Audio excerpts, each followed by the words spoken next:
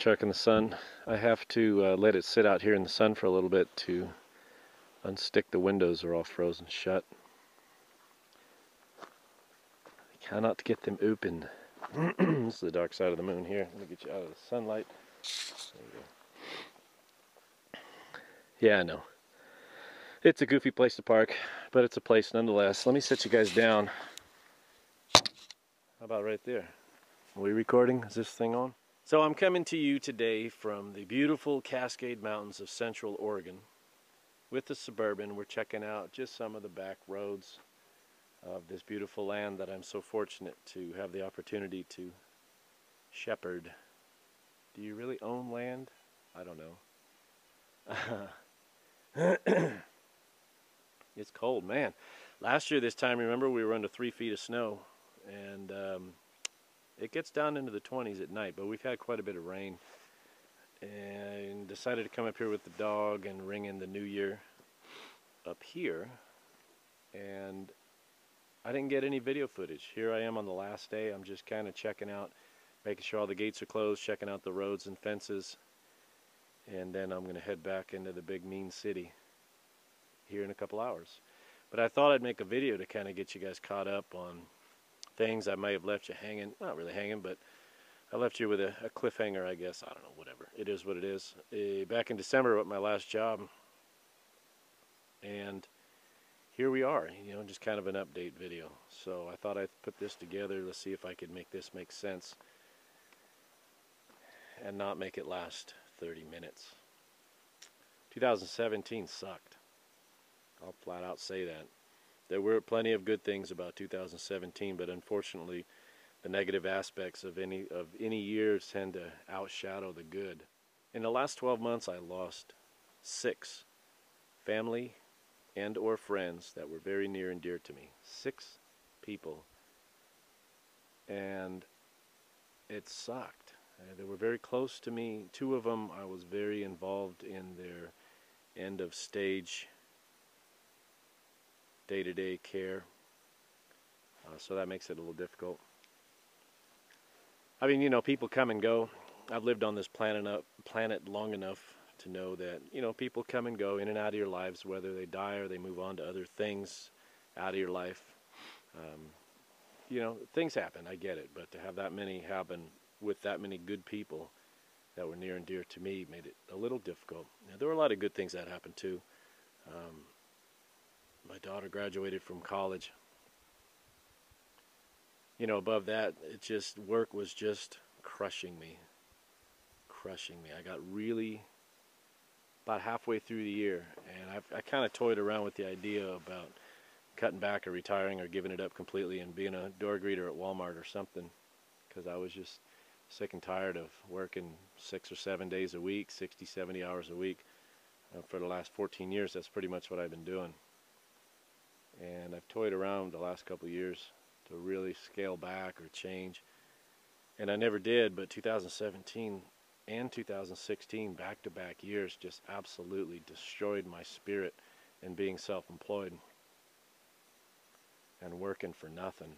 Well, not nothing, but trying to figure out what my end game is. Why am I working so many hours? Why am I putting that much of my physical being on the ground at the end of a job? You know, my knees hurt, my back hurt. And I'm not complaining, I'm just explaining. That's just what it is. You want to stay self-employed, you gotta hustle. And I was tired. 14 years I've been self-employed, and I was tired of the hustle, so I quit.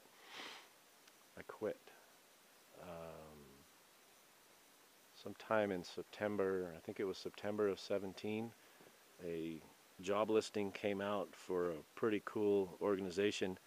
And you know, and I always knew that if I was going to leave my self-employed gig, it needed to be right. It had to be to the perfect place, the perfect organization. It had to be the right job. And around September of 17, this job listing became available for a facilities director, and full bennies, full-time job, 40-hour week. I haven't worked a 40-hour week since 1993. And I wish I was exaggerating on that, but I haven't worked a normal job, office-type job, 40-hour week since 1993. My oldest graduated college in the spring of 17, and that left just one more that I'm putting through college right now. And I always promised my kids that they would get a four-year degree if that's the way if that's the direction they chose to go, was to go to college. The agreement to them was always they would get their undergraduate paid. I'd foot the bill for that as long as they took their studies seriously and got in and out in 4 years. I had enough people that I knew growing up that when college was being paid for, they'd take a 6-year or 7-year stint to get their 4-year degree. So the agreement was always, I have more earning potential than my children do at 18. So go to college, be a student, get a part-time job if you want to pay for your cars and your insurance and stuff, because I don't pay for the vehicles. That's a privilege, not a right. If you want to drive, you got to. I'll help you buy a car, and I did. Both my kids, I got them good, safe, clean cars. But maintenance, registration, insurance, gas, all that stuff's on them. So if you want to get a part-time job in college to pay for those expenses, cool. But tuition's cut by me. So my oldest graduated in the spring of 17, which was nice. And September rolls around and this job listing comes up, and I'm seriously questioning myself. Why do I need to work this much? I know I the kind of person that I am, I've got some really good customers that I've had for 9, 10, 11 years. I think my longest running customer is about 11 years. And I couldn't just not, I couldn't just not, I know how I am. If I said, oh, I'm going to cut my hours in half, that would go for about 6 months, and then before I know it, I'd be back to 60 or 70 hours again. So I had to wash it out completely because I know how my brain works. I applied for this job. I hadn't done a resume in a long time. I think 97 was the last time I put, an on-paper resume. So I spent hours. And I enlisted the help of two friends of mine. Well, one was a friend of mine, one was a friend of a friend, who are high-level management people in big companies. And one of them is an HR director. The friend of a friend was an HR director. And then my friend is a manager who does hiring. So I spent 5-6 hours probably on this resume and cover letter trying to get it right, to take it seriously. And I had my first interview, I think it was early October. I ended up spending 5 hours. I had 4 interviews with this company. I guess 13, 14, 15 people applied. The majority of those were pretty well qualified. And it came down to myself and one other individual. And they kept calling me back and us back. And 4 interviews. I had 5 hours wrapped up in interviewing for this company. But ultimately I won out. I was the guy. I was more dynamic, I guess. Cheerful. So they offered me the position, and I started the end of November. And I said, the only thing I have planned is about a week and a half, 10 days up here. They said, no problem. So I'm up here getting paid. It's a strange concept to me. It's been a long time since I've had paid vacation, sick leave, holidays, full health, medical benefits, 40-hour week, like I said. Oh, I got one of these things now. How huge that is. It's huge. It's one of them pluses, iPhone Plus things. I don't know. First smartphone I've ever had. I held out this long, but it is kind of cool. Truth be told, I was never a technophobe. I was just a cheap guy that didn't want to spend the extra money. Doesn't make sense now, but it did at the time, I guess. So they offered me this position. It's really, really cool. I can't really get into details about the specificity of the company because I did sign an NDA when I filled out all my paperwork, which keeps me from talking about specifics of the job, using their name, their likeness, anything like that. I can't take pictures or videos of any of the jobs that I do for them. So it's fine. It won't. I'm probably still going to pick up side work. I don't know. We'll see. Maybe I'll make some videos of that stuff. We'll see. But the job is cool. I really enjoy it. There's 2 big commercial buildings that I oversee. 2 big buildings. There's 2 satellite buildings. I was dropped right in the middle of a new construction project for another commercial property that they're going to operate in. This company will operate in. So that talk about going from 0 to 1,000 like overnight. You know, here's the plans, here's all the paperwork, here's 1,000 emails that have been going on for the last 3 years of planning for this facility, and we're just now breaking ground. So I've been really, really busy with that, trying to get educated on who the players are and who the subcontractors are and who I can trust and who I can't trust. But I have good people for my company that I really enjoy working with. I like working with smart people, and my boss is really smart, and she's something else. She's good. She's tough, but she's fair. And I never give her a reason to be tough with me because I'm on top of everything. That's just how I am. And I have 4 people that do my job for me, do the physical aspect of my job for me. I've had employees before, but I've never had this many good employees. 4 guys are good. These guys are good. And I don't have to babysit them. I can run my crew. I can dole out the job assignments. I go to work with clean hands. I come home with clean hands. It's amazing. It's been a lot of years, a couple decades since I've had that. So it was time. My knees are happy. My back is getting happy. Still a little bit sore. I caught a little bit of a cold up here. I'm not sure what's going on, but like right now it's 36 degrees, so it's probably chilly. So that's the update. You know, the Suburban's running amazing.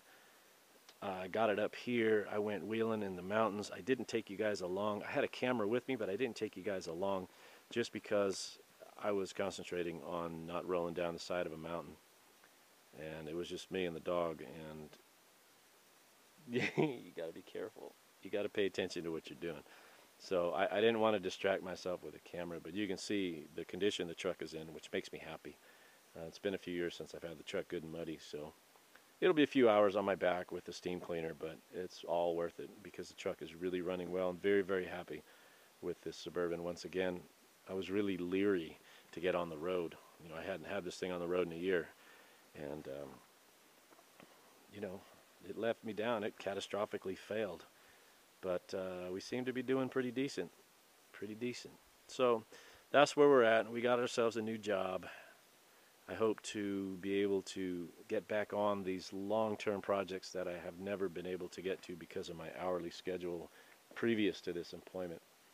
So things like the sawmill, things like that, NS50, things... what else have I got going on? Oh, I got those little tractors. I want to break those Gilson tractors apart. Paint job. I'm not going to say restoration, but clean them up, paint them up, make them look pretty. All the stuff I've been putting off for the last 5, 6, 7, 8, 9, 10 years, 11, 12. I hope to get going.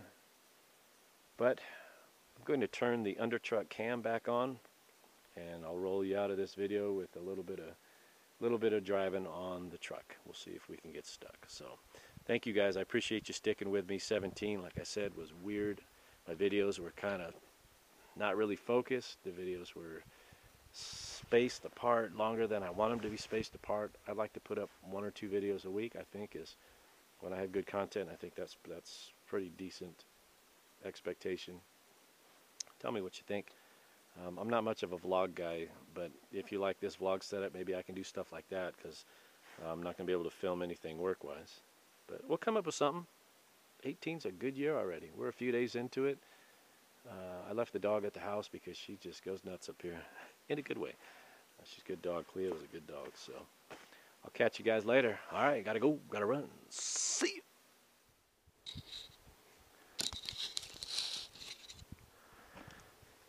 Quick addendum. You know, you got all these things in your head that you want to talk about, and then I don't take notes. And I forgot 2 things I wanted to add, which are really cool, is the pellet stove, which I put in. Skippy and I installed it our last trip up here, that last funeral, which was, I don't know, 3 weeks ago or something. Worked like a champ. I had that room nice and warm. I should have done that years ago. And I'll insert a couple of photos of it here, running on this trip. And I didn't get any video of me taking it apart and painting it. It happened after work, and a couple nights after work I took it all apart, and then I'd sand everything down, and then I waited for a decent day to quick do a shot of prime. And engine enamel is what that is. It's a machine gray engine paint, and it seems to be holding up quite well. So the pellet stove, $40 of absolute awesomeness, and I can get 20-pound bags at the local Piggly Wiggly down in town, and I'll insert a picture here of what I'm getting. They are about $2.14 a bag for a 20-pounder, and the 40-pounders are about $5. In my area, the 40-pounders are like $5 and $5.50 or something like that. $5.56 I think is what the 40-pounders go for at Lowe's. But up here I can get these 20-pounders for a couple bucks a bag. They're a little easier to handle. Not that I'm a sissy, but the 20-pounders are easier to handle than the 40s. So I think that's what I'm going to burn. And it's nice. It's nice. I don't have to run it all the time. I just run it during the day to take the edge off, and then I shut it off at night, or I have been shutting it off at night so I can sleep in it. I like it quiet. So that's cool. And then last but not least, about the new job, I forgot to add one of the totally coolest things about this new job is I have my own office. I've actually got 2 offices. Both of the big complexes have offices, and I have an office in each one. So I have not only 1 but 2 offices, which are really, really cool. Haven't had that since about 1993 when I used to underwrite real estate loans. Yeah, right? When I first got out of college, I got a job at a bank and was underwriting real estate loans. Yeah, suit and tie world, Monday to Friday. And realized after a few years of that that's not where I want it to be or how I want it to be. So this director of facilities job is pretty cool. I get to bring my dog to work. Let me show you a picture here of Cleo. All the offices have these half doors, those Dutch doors. So the employees that have animals, any animals, you're encouraged to bring your pets to work with you. And it sounds crazy, but it's super cool. It's easier on me to have the dog with me than having her home all day alone.